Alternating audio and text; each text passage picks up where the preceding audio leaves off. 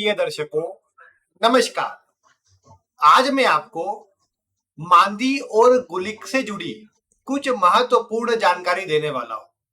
आपकी कुंडली में ये मांदी और गुलिक किस प्रकार से काम करते हैं, किस प्रकार से प्रभाव देते हैं, आज इससे जुड़ी आपको महत्वपूर्ण जानकारी मिलने वाली है।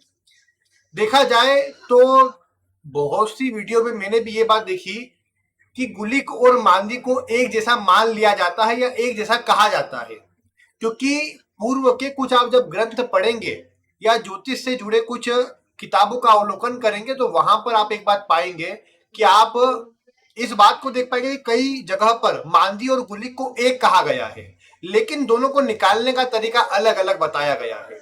तो इसी से मन में आता है कि दोनों आखिर एक कैसे हो सकते हैं। तो इसीलिए जब इनका प्रभाव आप देखते हैं कुंडली के अंदर, तो आप एक बात पाते हैं कि दोनों का प्रभाव अलग अलग है। दोनों ही सेपरेट प्रभाव देते हैं, अलग प्रभाव देते हैं। क्या प्रभाव देते हैं, आज उससे जुड़ी जानकारी मैं आपको देने वाला हूं। देखा जाए तो जन्म कुंडली में आप जिन दर्शकों को नहीं पता है गुलिक और मांदी किन्हें कहते हैं, तो मैं आपको बता दूं, ये भी राहु और केतु के समान उपग्रह होते हैं जो सीधे दिखाई नहीं देते, लेकिन इनका प्रभाव भी हमारे जीवन पर होता है।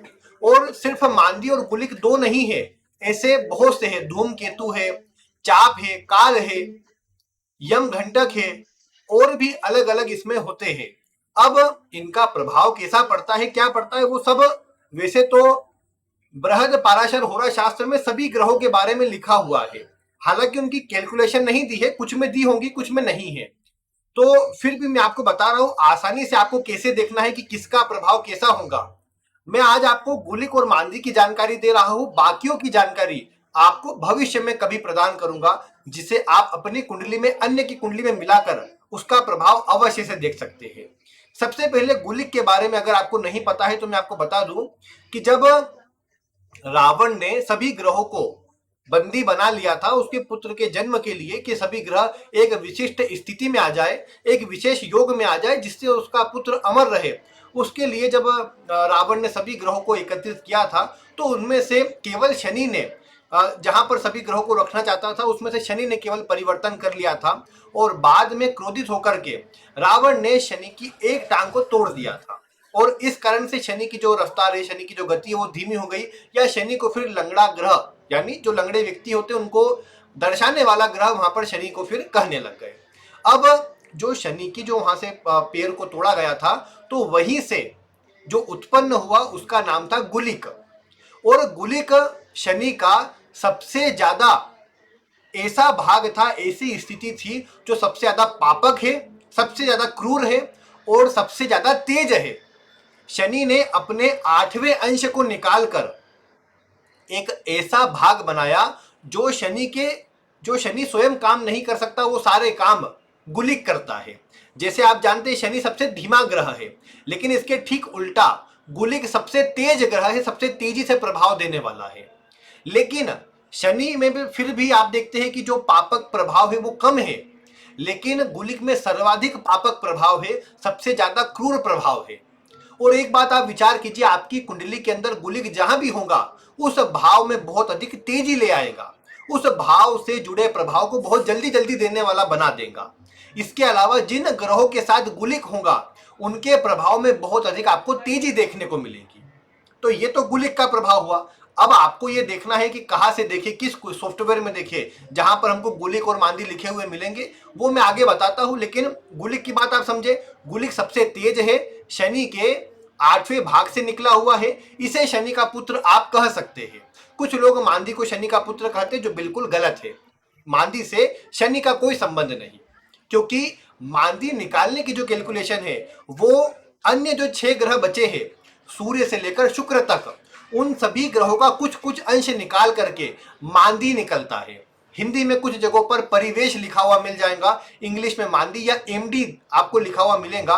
वैसे मैं आपको मोबाइल पर देखना हो तो भी बता देता हूं आसानी से कैसे देख सकते हैं, और अगर आपको सॉफ्टवेयर में, मतलब यानी आपको कंप्यूटर पर देखना हो, पीसी पर देखना हो, तो आप कैसे देख सकते हैं उसकी भी जानकारी आपको दे देता हूं। देखिए, सबसे पहले मोबाइल की बात करते हैं। अगर आप मोबाइल चलाते हो और आपको देखना है कि मांदी और गुलिक कहां पर है, आपकी कुंडली में अन्य उपग्रह कहां पर है, तो मैं आपको बता दूं कि वैसे सभी सॉफ्टवेयर में इसकी गणना नहीं होती, लेकिन एक सॉफ्टवेयर है, उसका नाम है ज्योतिष ऐप। ज्योतिष ऐप नाम है, मैं आपको उसकी फोटो बताने का प्रयास करता हूं। ये इस तरह का आइकन आपको मिलेगा, आपको सर्च करना है ज्योतिष ऐप, उसमें आपको इस तरह के आइकन वाला एक ऐप प्ले स्टोर पर मिल जाएगा। आप उसे डाउनलोड कीजिए, उसमें आप अपने अनुसार फंक्शन या आपको मतलब कैलकुलेशन थोड़ी जो अलग होती है वो इस कारण से कि उसमें बहुत सारे फंक्शन दिए हुए हैं। आप थोड़ा यूज कीजिएगा, आपको पता लग जाएगा। उसमें जैसे ही आप होरोस्कोप वाले ऑप्शन पे जाएंगे तो पहले ही ऑप्शन में आपको वहां पर एक चार्ट बना हुआ मिलेगा। वो दक्षिण भारतीय हो या मतलब उत्तर भारतीय हो, आप उसको चेंज कर सकते हैं, आप कर लीजिएगा उस हिसाब से। बाकी उसके बाद आपको नीचे प्लेनेट्स लिखे मिलेंगे, जिसमें डिग्री अंश किसके नक्षत्र में है क्या है वो सब लिखा मिलेगा। उसके ठीक पास में उपग्रह लिखा मिलेगा, उसी उपग्रह में आपको सभी ग्रह की गुलिक, मांदी, चाप, यमघंटक, धूमकेतु सारे उसमें मिल जाएंगे आपको। आप उसमें देख लीजिएगा कि गुलिक और मांदी किस राशि में लिखे हैं, आपको पता लग जाएगा कि गुलिक और मांदी आपकी कुंडली में कहां पर है। बाकी मैं प्रभाव बताने वाला हूं, आप उससे मिलाते जाइएगा। देखिए, आपको जैसा मैंने कहा गुलिक तो शनि के भाग से निकला है, तो शनि का पुत्र है, क्रूर प्रभाव है, पापक प्रभाव है, जल्दीबाजी वाला प्रभाव है। लेकिन मांदी जो है, मांदी को इस प्रकार से बनाया गया था सभी ग्रहों की ऊर्जा लेकर, ताकि वो गुलिक के प्रभाव को नियंत्रित कर सके। गुलिक जो भी खराबी वाला प्रभाव देता है उसको बैलेंस कर सके। ये किसी एक भाव में भी हो सकते हैं और दोनों अलग अलग भाव में भी हो सकते हैं।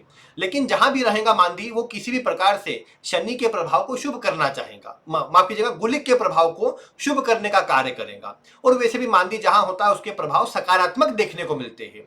गुलिक जहां होता है उसका प्रभाव जल्दीबाजी वाला, और कई बार ये देखा गया है कि वो ग्रह के प्रभाव को बिगाड़ता हुआ देखा गया है। उदाहरण के लिए सप्तम भाव के स्वामी के साथ में अगर गुलिक बैठा हो, तो मैंने पिछली ही वीडियो में आपको कहा था कि ऐसा व्यक्ति बहुत अधिक कामुक हो जाएगा, क्योंकि सप्तमेश की ऊर्जा को बढ़ाएगा नेगेटिव रूप में।